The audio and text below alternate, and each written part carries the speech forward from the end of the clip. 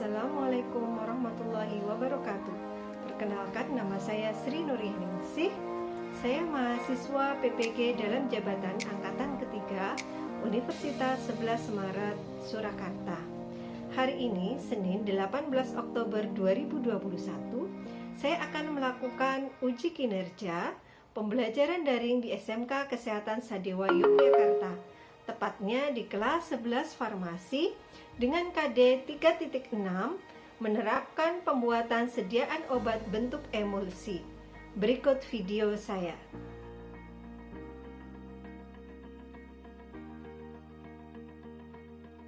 Assalamualaikum warahmatullahi wabarakatuh. Waalaikumsalam warahmatullahi wabarakatuh. Waalaikumsalam warahmatullahi wabarakatuh. Ya, selamat siang anak-anak. Siang, Apa kabar hari ini? Alhamdulillah Baik, Bu. Alhamdulillah baik. Semua sehat ya. Baik anak-anak, minta tolong untuk di-mute dulu ya. Sebelum kita mulai pelajaran pada siang hari ini, kita awali dulu dengan berdoa ya. Tolong semua untuk on cam, berdoa mulai, berdoa selesai.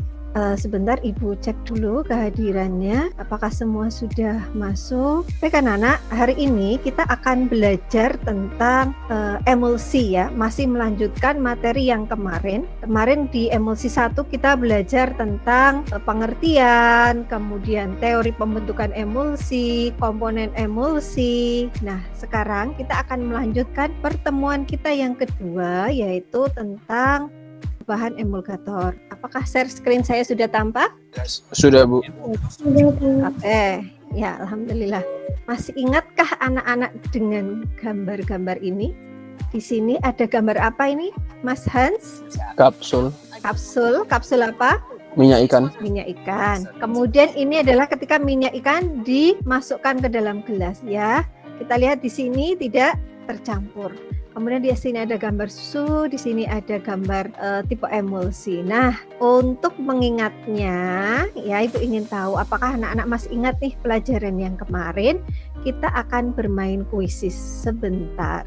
Oke? Silakan anak-anak untuk ketik join my quiz. Nah, kalau sudah, silakan masukkan kodenya. Oke, kita mulai. Siap-siap ya.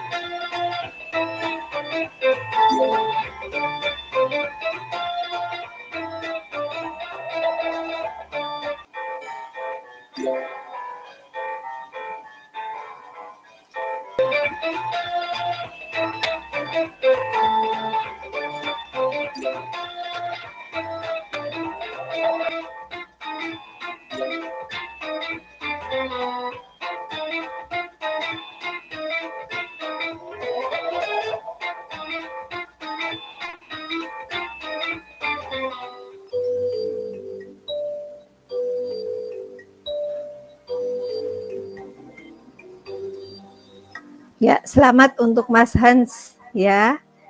Kemudian Mbak Revanata, nomor 3 Mbak Claresta. Di hasilnya Mas Hans betul semua ya.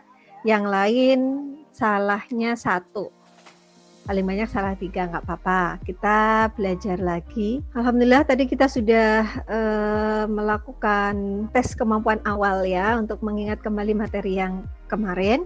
Tadi anak-anak sudah lihat hasilnya ya. Alhamdulillah anak-anak masih ingat ya materi yang kemarin. Nah, untuk tujuan pembelajaran hari ini apa aja? Yang pertama, nanti diharapkan anak-anak mampu menguraikan bahan emulgator yang digunakan dalam sediaan emulsi.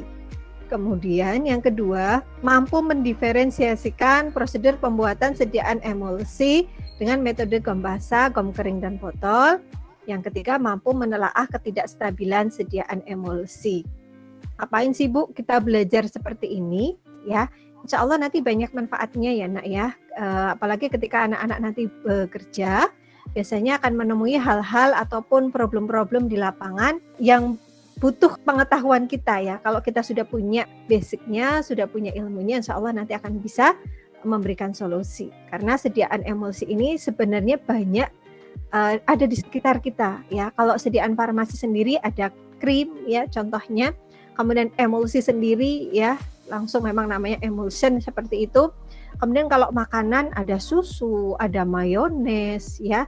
Untuk kosmetik misalkan ada sabun ya. Nah, seperti itu. Baik, langsung saja kita mulai. Nah, kita kemarin bicara tentang air dan minyak apakah bisa bercampur ya. Kita perhatikan gambar ini.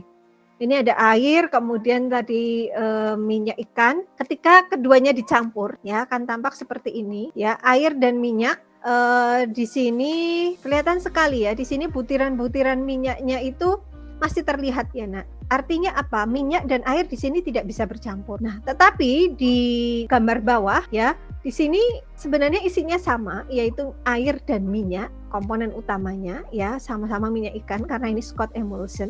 Tetapi di sini kok tampilannya bisa berbeda. Putih seperti susu, bagus begitu ya, bisa tercampur rata. Nah, sebenarnya apa yang terjadi? Ya, apakah ada bahan tambahan atau pembantu kok bisa tampilannya berbeda? Kemudian bagaimana cara membuatnya? Nah, untuk bisa mengetahui hal ini, nanti kita akan belajar dari problem-problem yang akan Ibu sajikan, sehingga nanti anak-anak bisa menyimpulkan, bahkan bisa memberikan solusi ketika ada permasalahan, gitu ya. Yang pertama, kasus 1, di sebuah apotek, seorang TTK mendapat resep obat keluar, yaitu campuran antara krim dan ointment. Ketika dicampur, ternyata keluar air dan krimnya pecah. Menurut Anda, apa yang salah? Mengapa hal itu terjadi? Apa dokternya nih yang salah ngasih resep ya? Nah, nanti silahkan kelompok 1 untuk menganalisis hal tersebut ya. Kalian tuangkan dalam bentuk PowerPoint, nanti dipresentasikan bersama kelompoknya. Kemudian untuk problem yang kedua, di sini ada resep resipe oleum iekori 10, PGA 2, sakarum alba 7, aqua et 125, Misevac lege artis emulsikna semel de dia cochlear una posenam. Nah, resep ini dibuat oleh Dini menggunakan gom basah sesuai resep. Tapi ternyata emulsinya tidak jadi. Mengapa?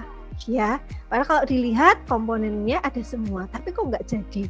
Nah, ini nanti tugas kelompok 2 untuk menganalisis. Kemudian yang problem ketiga, seorang pasien mengeluh ke apotek karena sirup multivitaminnya yang merupakan sediaan emulsi ternyata berbeda dari biasanya. Saat dituang nampak bahwa warnanya tidak homogen, aroma dan rasa juga berubah. Perlu anak-anak ketahui ya, kalau di apotek nanti anak-anak sudah bekerja, pasien itu biasanya sudah familiar sekali, apalagi kalau dia sudah rutin meminum suatu obat, dia akan sangat paham, tahu ketika ada perubahan sedikit begitu, dia akan komplain gitu ya. Nah, ini terjadi pada sirup emulsi yang dia beli. Kira-kira apa yang terjadi dengan sirup multivitamin? Apa penyebab masalah tersebut? Nah, ini adalah tugas kelompok 3. Nah, nanti anak-anak setelah ini silahkan bisa berdiskusi di WA ya, sesuai dengan kelompoknya untuk mengerjakan ELKPD-nya yang sudah Ibu share di GC, kemudian nanti melakukan presentasi. Apakah paham? Paham, Bu. Ya, oke. Baik, silahkan bisa masuk atau diskusi di WA masing-masing. 20 menit lagi ya maksimal, nanti anak-anak masuk lagi ke Google Meet untuk presentasi. Silahkan.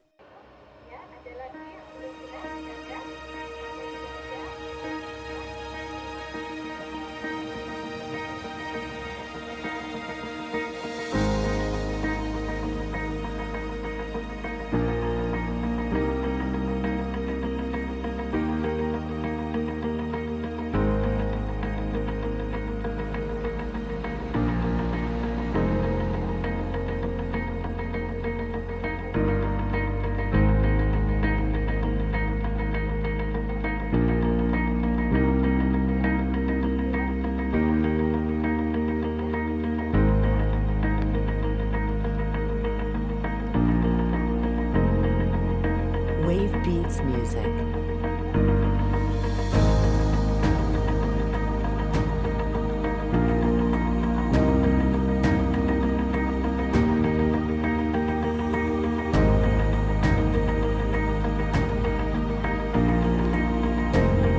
Bu, kelompok dulu udah selesai diskusinya. Oke, bagus. Disiapkan PPT-nya ya, Mbak Reva dan kelompok. Nanti siapa yang presentasi? Mbak Rara. Oke, Sudah. terima kasih. Sekarang tinggal kelompok 3. Sudah, oke. Baik, anak-anak, langsung saja ya kita mulai untuk diskusinya pada siang hari ini. Nanti masing-masing kelompok silakan untuk mempresentasikan problemnya ya. Kelompok 1 problem 1, kelompok 2 problem 2, kelompok 3 problem 3. Kemudian nanti ada 2 pertanyaan ya untuk masing-masing kelompok ya, kita batasi. Kemudian nanti akan kita bahas lagi secara lebih mendalam. Baik, silahkan bisa dimulai dulu dari kelompok 1, Mas Hans dan kawan-kawan. Mungkin yang tidak presentasi bisa on cam ya Mbak ya. Bagaimana, Bu? Ya, sudah terlihat Mas, silahkan bisa dimulai presentasinya. Iva yang akan membacakan, yang Oh, melakukan presentasinya. Ya, silahkan Mbak. Kami dari kelompok 1 akan mempresentasikan tentang di sebuah apotek, seseorang TTK mendapat resep obat luar yang campuran antara krim dan ointment. Ketika dicampur, ternyata keluar air dan krimnya pecah. Menurut Anda, apa yang salah? Mengapa hal itu terjadi? Dari kelompok kami dapat menganalisa ointment dari bahan dasar hidrokarbon dan krim dari bahan dasar air. Krim merupakan sediaan emulsi setengah padat. Jika keduanya digabungkan, tidak ada keseimbangan antara komponen air dan minyak. Jumlah emulgator tidak memadai untuk campuran tersebut, sehingga emulsi pecah dan keluar air. Solusinya adalah menambahkan emulgator sehingga tidak pecah dan bisa menyatu. Sekian, terima kasih. Ya, terima kasih Mbak Iva. Sebelum saya buka pertanyaan, apakah ada tambahan dulu dari teman kelompoknya? Tidak ada. Kalau tidak ada, mungkin ada pertanyaan dari kelompok lain. Silahkan untuk kelompok 1. Mbak, saya dari kelompok 2 atas nama Nur Hidayatur Rahma ingin bertanya. Ya, silakan Mbak Nur, langsung saja, nggak apa-apa. Bagaimana cara mengatasi campuran yang keluar air tersebut? Saya bisa menambahkan. Ya, silakan Mas Ani. Mungkin ditambahkan emulgator, jadi nggak pecah dan keluar airnya. Saya Clarissa dari kelompok 2 ingin bertanya, apakah obat masih bisa diberikan? Masih bisa diberikan. Tapi kalau sudah menyatu campurannya ya, kan nggak bagus kalau ngasih obat pecah keluar airnya. Begitu? Apakah sudah jelas Mbak Clarista? Sudah jelas, Bu. Terima kasih untuk kelompok 1. Kita kasih applause dulu. Yuk, biar semangat yuk. Mana ini aplausnya? Tuh, kemudian kelompok 2. Apakah sudah tertera di layar kalian masing-masing? Udah. Ya, sudah Mbak. Baik, terlebih dahulu, Assalamualaikum warahmatullahi wabarakatuh. Selamat siang semuanya. Terima kasih sudah hadir pada Meet siang ini. Saya di sini akan mempresentasikan sebuah analisis resep kelompok 2 yang telah kami kerjakan. Di sini saya nggak sendiri, tetapi saya mempunyai partner yaitu Claresta, Reno Eka, dan Revanata. Baik, langsung saja ke intinya. Kita lihat bahwa di sini resep ini menurut kalian pasti tidak ada masalah, tetapi coba kalian analisis dan kalian lihat di sini ada PGA. Seharusnya PGA ini adalah 5. Kenapa sih 5? Karena minyak di sini 10. Jadi, emulsi ini tidak akan jadi. Gimana sih solusinya? Ya dengan saya bilang awal tadi, dengan menambahkan PGA. Jumlah PGA untuk minyak lemak adalah setengah kali jumlah minyak. Dalam resep jumlah PGA 2 gram, seharusnya 5 gram setengah kali 10, seperti yang saya awal bilang.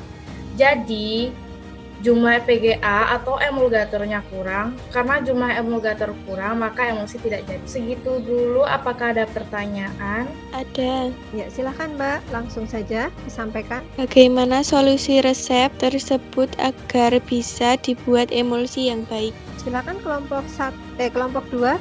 Baik, izin menjawab ya, Bu. Ya, silakan Mbak Clarista. Agar resepnya jadi, tadi Rara sudah bilang untuk penambahan PGA. Jadi PGA seharusnya adalah setengah jumlah minyak. berarti jumlahnya berapa Mbak? Harus ditambah berapa Mbak Claresta? 3 Bu. 3. Ya. Harus 5. Oh iya. Sudah jelas Mbak Lintang? Sudah, Bu. Ada lagi pertanyaan untuk kelompok 2? Ada Bu, Ya, silakan Mbak Diva. bagaimana cara pembuatan emulsi? Menggunakan metode apa? Baik, menurut diskusi kami, pembuatan emulsi menggunakan gom basah. Mungkin bisa dijelaskan Mbak Claresta caranya seperti apa? Jadi yang dicampurkan terlebih dahulu adalah minyak, baru air. Apakah sudah jelas kelompok 3? Mbak Diva tadi yang bertanya. Sudah Bu. Baik, kalau sudah saya rasa cukup ya untuk presentasi dari kelompok 2. Kita kasih aplaus untuk kelompok 2. Ya, kemudian kelompok 3, silakan. Kan kelompok 3 untuk presentasi. Silakan Mbak, share PPT-nya sudah nampak. Assalamualaikum warahmatullahi wabarakatuh. Selamat siang semuanya. Saya perwakilan Waalaikumsalam. dari kelompok 3 akan mempresentasikan tentang problem 3. Di sini ditanyakan apa yang terjadi dengan sirup multivitamin. Jawabannya adalah yang terjadi dengan sirup multivitamin jika melihat dari tanda-tandanya adalah emulsi terdapat adanya kerusakan. Kerusakan itu dapat dilihat dari perubahan warna, bau, dan rasa. Pertanyaan selanjutnya adalah apa penyebab masalah tersebut? Masalah tersebut menakan penyimpanan yang tidak sesuai. Contohnya terlalu terpapar sinar matahari secara langsung, perlu dicek kembali untuk penyimpanan obat tersebut. Kesimpulannya adalah karena emulsi sudah menandakan adanya perubahan warna, bau, dan rasa, yang berarti emulsi tersebut tidak layak untuk dikonsumsi. Maka dari itu emulsinya harus diganti. Di samping karena tidak layak dikonsumsi, kita harus tetap menjaga kepercayaan konsumen atau pasien dengan cara jika ada obat yang gagal, contohnya seperti emulsi yang di atas, kita harus menggantinya. Terima kasih. Ya, terima kasih Mbak Adinda atas presentasinya. Mungkin ada pertanyaan dari kelompok lain, silahkan. Saya dari kelompok 1 mau Ya, silakan bertanya. Mbak Widya. Bagaimana cara menyimpan emosi yang baik? Cara baik untuk menyimpan emulsi adalah terhindar dari paparan sinar matahari langsung, diletakkan di suhu ruangan. Sudah jelas Mbak Widya? Sudah Bu. Ya, ada lagi? Mungkin satu pertanyaan lagi? Saya Bu ingin bertanya, Ya, silahkan. apakah emulsinya bisa dikembalikan ke BBF? Kalau untuk hal itu tergantung dengan pihak BBF-nya boleh dikembalikan atau tidak. Karena memang tiap PBF nanti kebijakannya berbeda-beda ya. Betul yang disampaikan Mbak Lintang. Mengutamakan keselamatan pasien. Jadi mending kita ganti emulsinya ya. Keselamatan pasien itu nomor 1. Mungkin itu ya. Ada lagi yang belum jelas? Gak ada? Baik, kalau tidak ada, Ibu lanjutkan. Terima kasih untuk presentasinya anak-anak. Baik, Bu. Nah, sekarang coba masuk ke Mentimeter. Ya, silahkan masukkan kodenya 3893188.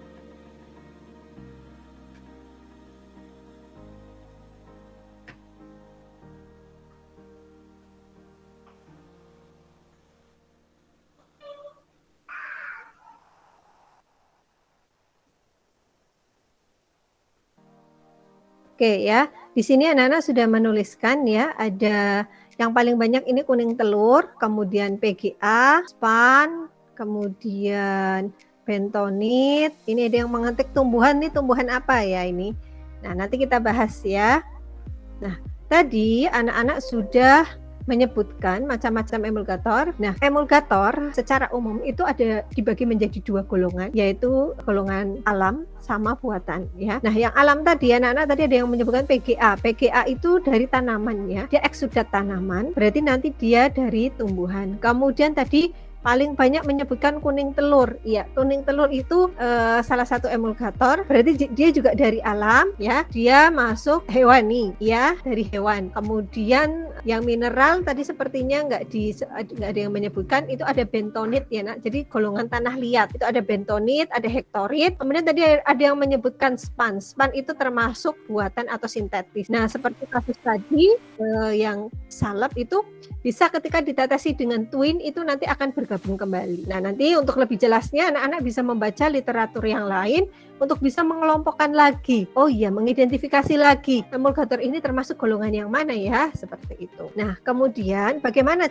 cara pembuatan emulsi? Tadi kita sudah membahas ya, sudah didiskusikan. Tadi kelompok 1 sudah kelompok 2 mohon maaf mendapat problem tentang pembuatan emulsi. Tadi sudah disampaikan bahwa menggunakan gom basah. Boleh ya. Jadi cara pembuatan emulsi itu ada 3 ya, Nak, yang pokok yang perlu diketahui. Jadi di sini memang semuanya menggunakan gom. Ya, metode gom. Yang pertama, metode gom kering, zat pengemulsi atau gom dicampur dengan minyak terlebih dahulu, kemudian ditambah air untuk membentuk korpus emulsi, baru kemudian diencerkan dengan sisa air. Itu kalau gom kering. Kemudian kalau gom basah, zat pengemulsi atau gom ya ditambah air untuk membentuk musilago, baru kemudian ditambah minyak secara perlahan-lahan, baru kemudian diencerkan dengan sisa air. Jadi bedanya kalau gom kering, kalau basah itu kan identik dengan air. Berarti kalau gom kering, gomnya itu nggak ketemu air dulu. Berarti ketemu apa? Oh, minyak. Caranya tekniknya seperti itu. Kebalikannya kalau gom basah, oh ya basah tadi identik dengan air. Berarti kalau gom basah nanti PGA atau gomnya itu ketemu dengan air dulu. Nah, kemudian yang terakhir metode botol, nanti pembuatannya itu di dalam botol. Karena apa? Biasanya ini untuk minyak-minyak yang mudah menguap atau minyak-minyak yang sangat encer ya, untuk menghilangi kehilangan bahan. Baik, untuk lebih jelasnya anak-anak bisa menyaksikan video berikut. Pertama, kita timbang dulu ya tadi bahan-bahannya.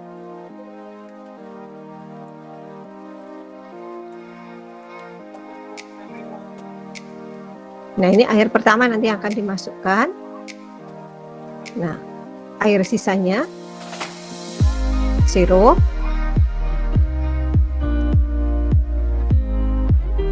Alkohol biasanya untuk preservatif ya.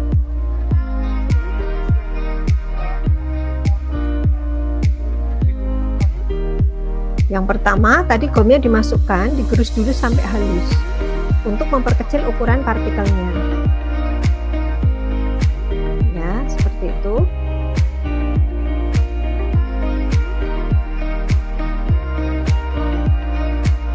mortirnya bagus ya. Kemudian tambahkan mineral oilnya. Coba kalian perhatikan ya, yang dimasukkan pertama ini adalah minyaknya. Berarti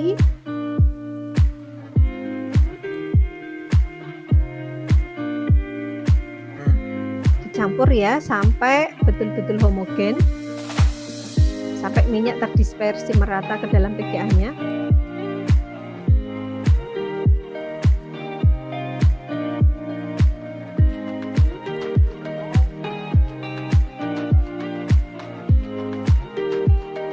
Ya, tambahkan air pertama.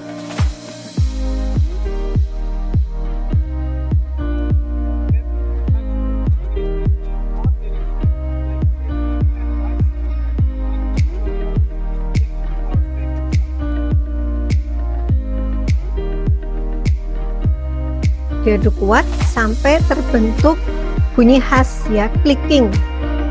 Jadi warnanya ceklik-ceklik gitu, Mbak.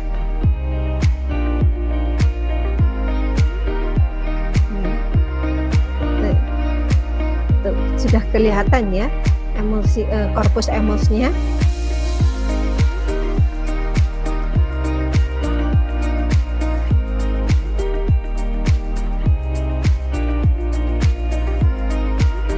Ini bahan tambahannya dicampur dulu jadi satu di beker gelas, diaduk homogen ya, baru dimasukkan ke korpus emulsinya.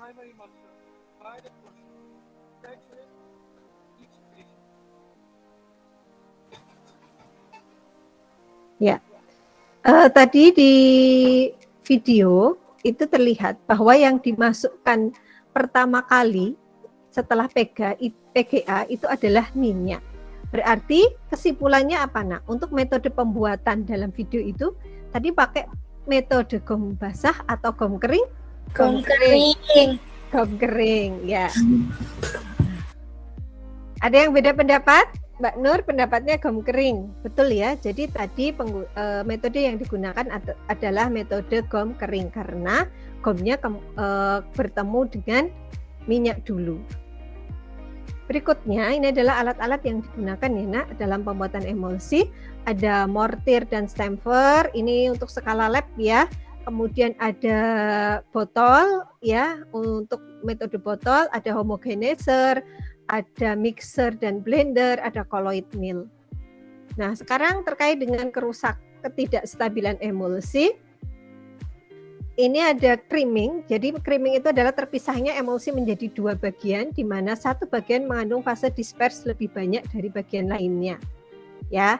Kemudian kalau ini sifatnya dia reversible. Reversible itu artinya bisa kembali. Jadi kalau dikocok gitu, emulsinya itu menyatu lagi, bagus lagi. Kemudian ada koalesensi dan cracking, pecahnya emulsi karena film yang meliputi partikel rusak dan butir minyak berkoalesensi atau menyatu menjadi fase tunggal yang memisah. Nah, kalau yang ini irreversible ya, tidak bisa menyatu kembali. Sementara satunya inversi, peristiwa berubahnya emulsi tipe OW menjadi WO atau sebaliknya secara tiba-tiba. Ini juga tidak bisa kembali. Ya. Jadi kalau sudah rusaknya bentuknya koalesensi dan cracking atau inversi, ini sudah tidak bisa diperbaiki ya, kecuali creaming. Kalau creaming dengan pengocokan saja dia sudah sudah bisa menyatu kembali. Nah, itu ya anak-anak untuk materi hari ini. Apakah ada pertanyaan? Tidak, Bu. Tidak. Baik, kalau tidak ada, kita sampai di bagian akhir ya materi ini. Nah, hal apa yang didapat dari hasil diskusi hari ini? Ya, nanti Ibu minta tolong untuk mengisi Mentimeter lagi. Ya, silakan anak-anak untuk menuliskan di Mentimeter.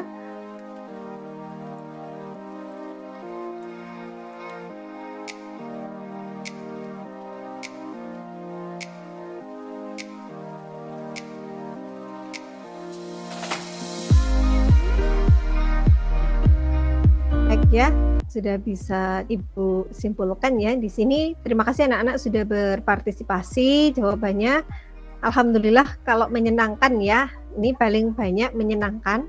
Kemudian bermanfaat, bertambah ilmunya, tidak ada yang sulit, sangat menyenangkan, bisa dipahami. Alhamdulillah. Baik anak-anak, kita lanjut ke kesimpulan. Ya.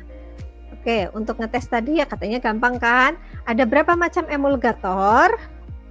Mas Hans atau Mbak Nur silahkan. Macam emulgator itu ada emulgator alam. Alam itu tumbuhan, hewan, dan mineral. Terus ada emulgator buatan, yaitu dibuat secara sinteks. Contohnya sabun, tuin, sepan. Terus zat pengemulsinya adalah PGA, teragakan, dan gelatin. Oke, kemudian bagaimana cara membuat emulsi? Mbak Revanata, tadi ada berapa metode Mbak? Gom kering tadi Bu. Pertama itu minyaknya dulu. Enggak, kan tadi ada 3 macam. Itu apa saja Mbak? Gom kering, gom basah, sama satunya agak lupa ya Bu. Ada yang tahu? Botol. Oke. Kemudian pertanyaan ketiga, apa saja alat yang digunakan untuk membuat emulsi? Mbak Siska silahkan. Ada yang bisa membantu?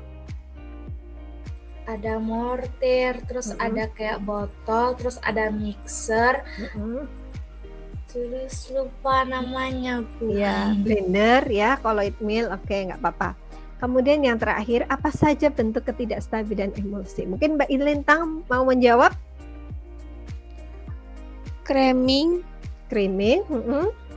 koalesensi, dan cracking, inversi. Oh ya, oke, betul ya. Jadi secara umum ada 3 ya. Iya Bu. Ya, oke.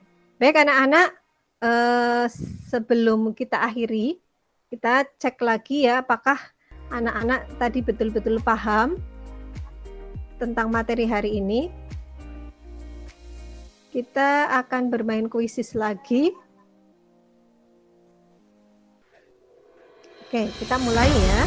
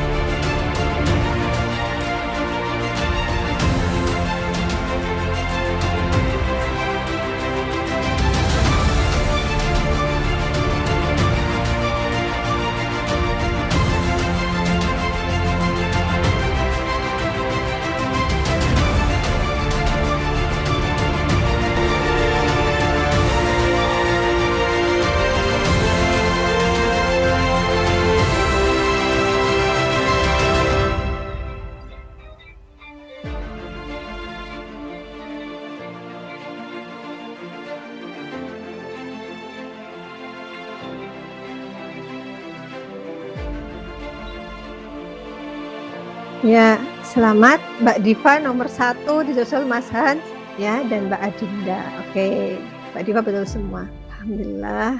Baik anak-anak, pertemuan kita hari ini sudah cukup ya Ibu rasa. Untuk hasil evaluasi juga tadi hasilnya juga lumayan bagus ya, sebagian besar sudah banyak yang paham ya dari soal yang diberikan. Kemudian anak-anak untuk materi berikutnya tentang prosedur pembuatan emulsi ya. Jadi kita akan tetap melanjutkan materi ya. Nanti kalau masih ada yang kurang jelas, anak-anak bisa ditanyakan di pertemuan berikutnya. Baik, apakah ada pertanyaan sebelum Ibu tutup? Sepertinya sejauh ini Tidak. belum ada, Bu. Ya, oke. Baik, kalau tidak ada, saya rasa cukup ya untuk pertemuan hari ini. Kita masih dalam kondisi pandemi ya, walaupun memang kasus semakin menurun, tapi Ibu harap anak-anak tetap jaga prokes ya, jaga kesehatan. Sebelum kita akhiri, silahkan dipimpin berdoa, Mbak Nur, tolong dipimpin berdoa. Baik, sebelum kita menutup pertemuan pada siang ini, mari kita berdoa menurut kepercayaan dan agamanya masing-masing. Berdoa dimulai. Selesai. Terima kasih Mbak Nur, terima kasih anak-anak semua. Ibu rasa cukup pertemuan hari ini, kurang lebihnya mohon maaf. Terima kasih. Wassalamualaikum warahmatullahi wabarakatuh. Terima kasih Bu. Selamat. Waalaikumsalam warahmatullahi wabarakatuh. Terima kasih Bu. Selamat sore. Selamat sore.